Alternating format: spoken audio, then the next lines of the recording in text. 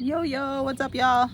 It is day 14, 17, 11 of the quarantine, and Remy's gonna give me a popsicle.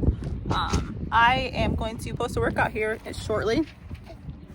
It's gonna be a little different than normal though. Instead of me doing it, I'm actually gonna have a guest spot doing it because I did something weird and threw my hips out of place.